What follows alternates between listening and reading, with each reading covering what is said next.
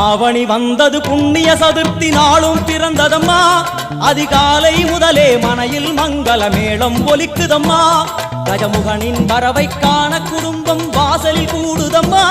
மா கோலம் இட்டொரு மனை மேல் வந்தான் ஆரத்தியாகுதம்மா கணபதி ராஜா வந்த